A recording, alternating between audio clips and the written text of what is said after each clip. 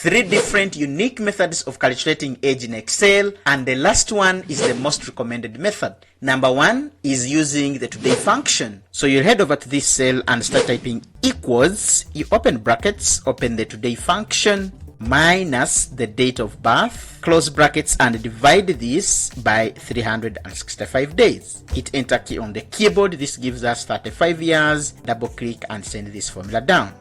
2 is using the year frac function. So you'll come over to this cell and start typing equals year frac, open brackets, the start date will of course be our date of birth, that is known to us, comma, the end date, we open the today function, and for the basis we shall put a 1, close brackets. This also gives us 35 years. We can double click and send the formula down. The third and the most used method is using the date diff function.